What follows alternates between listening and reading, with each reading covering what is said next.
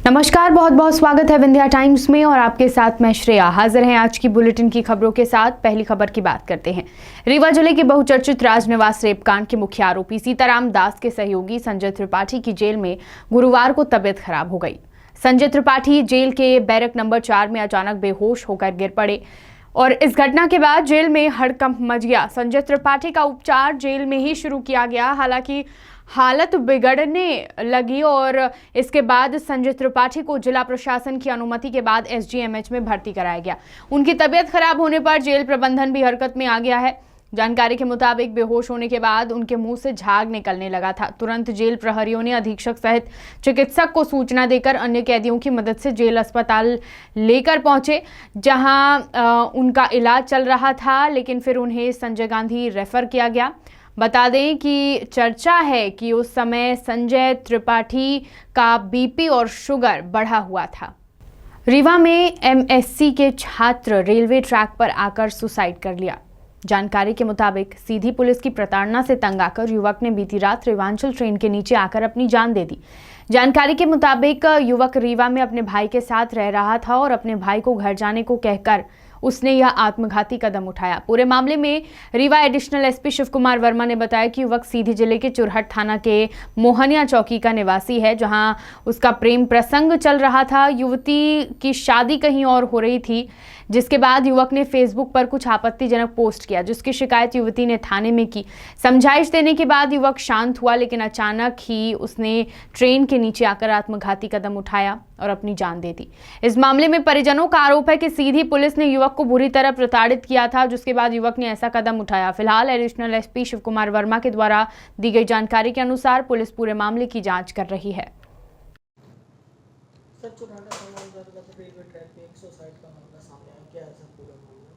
हाँ, ये मामला है। ये रहने वाला जो है लड़का लड़की, ये मोहनिया चौकी क्षेत्र है, वहाँ का मामला है, सीधी जिले का, और चुरहट लगता है उसमें थाना। इसके कारण से चुरहट का कुछ कन्फ्यूजन भी हुआ है मीडिया में कि चुरहटा की बात आई है। वहाँ का एक प्रेम प्रसंग का मामला था। लड़का लड़की एक दूसरे से प्रेम करते थे, लेकिन सामाजिक कुछ के चलते लड़की की शादी कहीं और तय हो गई, तो लड़की वहाँ शादी करना चाहती थी दूसरी जगह। लड़के को ये बात पसंद आई नहीं थी, तो लड़के ने कुछ फेसबुक वगैरह पे कुछ उल्टी सीधी चीज़ें पोस्ट की। उसकी शिकायत लड़की ने मोहनिया चौकी में की थी। उसके बाद मोहनिया चौकी प्रभारी के द्वारा दोनों परिवारजनों को, लड़की के साथ भी लड़के के साथ ही बुलवाया गया था और समझाइश दी गई थी। लड़की ने लिख के दिया है कि वो कोई कार्रवाई नहीं चाहती और केवल चाहती है कि लड़के को समझा दिया जाए कि मेरी शादी हो रही है और मुझे परेशान ना करे। इस बात पर से समझाइश दे के उन दोनों पक्षों को पुलिस ने जाने दिया था। बाद में मैं लड़का जो था अपने भाई के साथ ढिका पे था, वो किराए से रहता था। भाई को बोला कि तुम जाओ घर, मैं आता हूँ थोड़ी देर से। और उसके बाद वो जब जानकारी लगी है तो उसने ट्रैक पे आके सुसाइड कर लिया है। पुलिस चुरहटा थाने की इस संबंध में मार्ग पंजीबद्ध कर लिया है। वैधानिक कार्रवाई की जा रही है और जानकारी लेके तथ्य पता लगे हैं। परिजनों ने आके अभी चौकी प्रभारी को, जो जांचकर्ता अधिकारी, उसको कुछ कॉपी में लिखा हुआ एक सुसाइड नोट वगैरह भी फोटो कॉपी उसकी दी है। अभी पुलिस इस संबंध में भी जांच कर रही है। सर, परिजनों का आरोप है कि चौकी पे बुलाकर मारपीट की गई और पैसे की डिमांड कर रहे थे, कुछ ऐसा बोल रहे हैं। परिजनों का आरोप हो सकता है इस तरह का हो, लेकिन अभी तक की पुलिस की जांच में वो तथ्य नहीं आए हैं और पुलिस इस संबंध में पूरी जांच कर रही है। मैंने भी एडिशनल एसपी सीधी से चर्चा की थी इस संबंध में, तो उनके द्वारा भी यही जानकारी दी गई कि मामला इस तरह का है, प्रेम प्रसंग का मामला है पूरी तरह से। और उनको लड़की ने शिकायत की थी फेसबुक पर कुछ गलत पोस्ट करने के कारण से, क्योंकि उसकी शादी हो रही थी। तो पुलिस ने तत्परता दिखाते हुए कि लड़की का कुछ भविष्य भी खराब ना हो, लड़का भी कुछ उस तरह से ना हो। जो लड़की ने लिख के दे दिया कि वो कार्रवाई नहीं चाहती, दोनों को छोड़ दिया गया था। अगली खबर की बात करते हैं। रीवा में एक महिला ने मुस्लिम युवक पर चाकू की नोक पर शारीरिक शोषण करने और धर्म परिवर्तन का दबाव बनाने का आरोप लगाया है।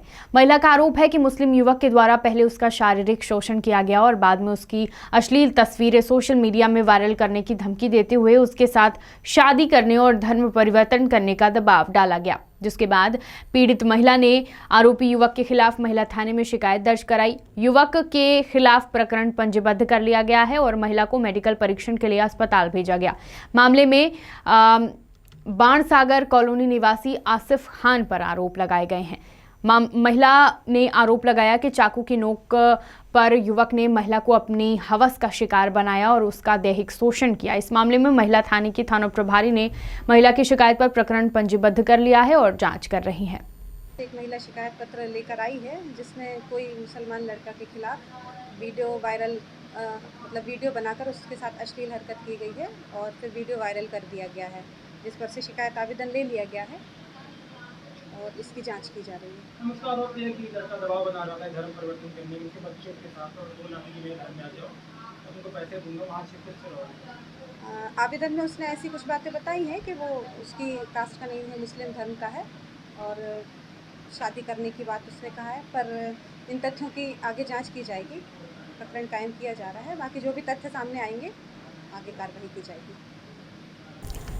सतना में आज फिर एक सरकारी सेवक रिश्वत लेते रंगे हाथों गिरफ्तार हुआ। रीवा लोकायुक्त पुलिस ने सुबह सतना के परसमनिया पठार में दबिश देकर वन विभाग के डिप्टी रेंजर सहित 2 बीट गार्ड को रंगे हाथों रिश्वत लेते धर दबोचा। डिप्टी रेंजर 20,000 की रिश्वत लेते हुए गिरफ्तार हुए। दरअसल deputy ranger Dhirendra Chaturvedi, beat guard Anil और नीरज दुबे मिलकर परसमनिया पठार में नल जल योजना का काम कर रही कंस्ट्रक्शन कंपनी पर लगातार दबाव बनाए हुए थे। वह वन भूमि में पाइप लाइन डालने पर रोक लगाई गई थी और वाहनों तक को आने जाने नहीं दिया जा रहा था। सुविधा शुल्क के नाम पर 1 लाख की रिश्वत मांगी गई थी।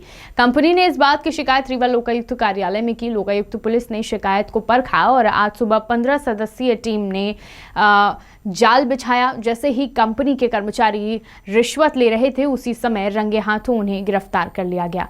बता दें कि डिप्टी रेंजर के पास से एक अवैध पिस्टल और 3 दर्जन कारतूस भी बरामद हुए हैं, जिनकी जांच चल रही है। उमरिया पुलिस ने मुखबिर की सूचना पर एक बड़ी कार्यवाही करते हुए विश्व प्रसिद्ध बांधवगढ़ टाइगर रिजर्व के निजी रिसोर्ट में 14 लोगों को जुआ खेलते गिरफ्तार किया है। पकड़े गए लोगों में कई बड़े व्यवसायी, सफेदपोश नेता समेत रईस घरों के लड़के शामिल हैं। आरोपी जबलपुर, कटनी, शहडोल एवं उमरिया जिले के निवासी हैं। पुलिस को मुखबिर से सूचना मिली थी कि रिजॉर्ट में जुआ खिलाने की अवैध गतिविधि को अंजाम दिया जा रहा है, जिसके बाद पुलिस अधीक्षक प्रमोद कुमार सिन्हा के निर्देशन में यातायात थाना कोतवाली और चंदिया थाने के अलग अलग टीम के साथ छापामार कार्रवाई की गई, जहां रिसोर्ट के 2 अलग अलग कमरों में कुल 14 लोग जुआ खेलते पकड़े गए। पकड़े गए आरोपियों के पास से 5 लाख रुपए नकदी, 12 मोबाइल सहित 50 लाख रुपए कुल मशरूका जब्त किया गया है। बता दें, रिसोर्ट को नरसिंहपुर के व्यवसायी पवन द्वारा लीज में लेकर संचालित किया जा रहा था। ताला चौकी क्षेत्र अंतर्गत सर जो है कि एक कार्रवाई हुई है सर, क्या जानकारी निकल के सामने आ रही है? उमरिया पुलिस के द्वारा ताला क्षेत्रांतर्गत एक रॉयल हेरिटेज रिजॉर्ट के अंदर बड़े पैमाने पे जुआ होने की सूचना प्राप्त होने पर एक छापामार कार्रवाई की गई थी, जिसमें पुलिस के द्वारा 2 प्रकरण वहाँ पे पंजीबद्ध किए गए हैं। जिसमें पहले प्रकरण में 9 आरोपी हैं और उनसे 5,01,580 रुपये नकदी तथा 8 मोबाइल एवं 3 गाड़ियां जब्त हैं। दूसरे प्रकरण में जिसमें 5 आरोपी हैं उसमें 68,150 रुपये, 12 मोबाइल और 1 4 पहिया वाहन जब्त किया गया है। इस प्रकार से कुल 20 मोबाइल और 9 4 पहिया वाहन की जब्ती है और टोटल अगर हम इसकी कीमत जोड़ें जो जुए में विभिन्न प्रकार से ये इसका उपयोग किया जा रहा था, तो ये पूरा मसरूका लगभग 50 लाख रुपए का है। तो इसमें पुलिस को ये एक सफलता हासिल हुई है और पुलिस के द्वारा अभी इसमें प्रकरण पंजीबद्ध करके अग्रिम विवेचना की जा रही है। आरोपी सर जिले के बाहर के भी हैं? हाँ, इसमें जिले के भी हैं और जिले के बाहर के भी आरोपी हैं। अगली खबर की बात करते हैं। उमरिया जिले की नौरोजाबाद थाना अंतर्गत बदहवास हालत में करीब महीने भर से लापता युवती मंदिर में मिली। इवेंट की जानकारी पर डायल 100 मौके पर पहुंची और पीड़ित युवती को नौरोजाबाद अस्पताल लेकर गई, जहां प्राथमिक उपचार कर युवती की हालत क्रिटिकल होने की वजह से जिला अस्पताल रेफर किया गया है। जानकारी के मुताबिक युवती कोतवाली थाना अंतर्गत ग्राम मरदरी की बताई जा रही है। पीड़ित युवती किन परिस्थितियों में घर से लापता हुई और महीने भर के बाद किन परिस्थितियों में घटनास्थल पर पहुंची, ये बड़ा सवाल है। बताया जा रहा है कि युवती जब विंध्या के करीब एक मंदिर में मिली तो वो बिना सुध-बुध के पूरी तरह अचेत थी। सूत्रों की माने तो पीड़ित युवती का मरणासन पूर्व कथन भी जिम्मेदार अधिकारियों के समक्ष हुआ है, जिसमें उसने गंभीर आरोप लगाते हुए 2 अज्ञात युवकों को जबरदस्ती शराब पिलाकर दुष्कर्म होने की बात स्वीकारी है। युवती की हालत ठीक नहीं बताई जा रही है, जिन कारणों से नौरोजाबाद अस्पताल में प्राथमिक इलाज कर शासकीय चिकित्सकों ने जिला अस्पताल रेफर कर दिया है। इस गंभीर मामले में अब नौरोजाबाद पुलिस युवती की शिनाख्त की कर परिजनों को पूरे मामले की जानकारी देने का प्रयास कर रही है। वहीं पीड़िता किन परिस्थितियों में घर से लापता हुई, इस बात की भी जांच की जा रही है। शहडोल पुलिस ने 3 अलग अलग अंधे कत्ल की गुत्थी सुलझाते हुए इन हत्यारों के आरोपियों को गिरफ्तार कर बड़ी सफलता अर्जित की है। जिले के देवलोंद थाना क्षेत्र में प्रेमी द्वारा प्रेमिका को दिए हुए गिफ्टेड मोबाइल को व्यस्त बताने पर षड्यंत्र पूर्वक प्रेमिका को मौत के घाट उतार दिया गया। तो वहीं जैतपुर थाना क्षेत्र में एक और प्रेमी ने अपनी प्रेमिका के बेवफाई व उसे अपमानित करने से नाराज होकर प्रेमिका का गला व हाथ काटकर खेत के कुएं में फेंक दिया। वहीं तीसरी घटना बुढ़ार थाना क्षेत्र की है, जहां बुढ़ार थाना क्षेत्र में पुरानी रंजिश के चलते पड़ोसी मित्र ने अपने पड़ोसी मित्र की कुल्हाड़ी मारकर हत्या कर दी। इन सभी अंधी हत्याओं का शहडोल पुलिस ने पर्दाफाश करते हुए तीनों मामलों के हत्यारों को गिरफ्तार किया है। तीनों ही मामलों के आरोपियों को पुलिस ने गिरफ्तार कर लिया है। आप भी सुनिए कि एडीजीपी ने क्या कहा। इसने 3 हत्याओं का अंधी हत्याओं का खुलासा किया। क्या घटनाक्रम है और क्या शहडोल पुलिस अधीक्षक शहडोल श्री अवधेश गोस्वामी, उनके एडिशनल एसपी मुकेश और संबंधित थाने के जो निरीक्षक हैं और एसडीओपी हैं, उनके द्वारा पूरी निष्ठा के साथ पूरे वैज्ञानिक दृष्टिकोण से ये तीनों जो प्रकरण जो मर्ग के रूप में थे, इसका पूरा वैज्ञानिक दृष्टि से विश्लेषण किया और उसमें पाया कि ये हत्या की श्रेणी में आते हैं। और इसी संदर्भ में जो साक्ष्य समक्ष में आए हैं, उन साक्ष्यों को जोड़कर माननीय न्यायालय के समक्ष में चालान प्रस्तुत किया जाएगा। किन कारणों से ये हत्याएं हुई थी सर? हत्याओं में जो प्रमुख कारण है वो है कि जो एक आपसी मनभेद, मतभेद और रंजिश और एक तरह से जो एक तरफा प्रेम प्रसंग होता है वो, तो कुल मिलाकर जो मानवीय मूल्य हैं, उन मानवीय मूल्यों को पूरी तरह से नष्ट करके इन्होंने इस प्रकार के कृत्य को अंजाम दिया है।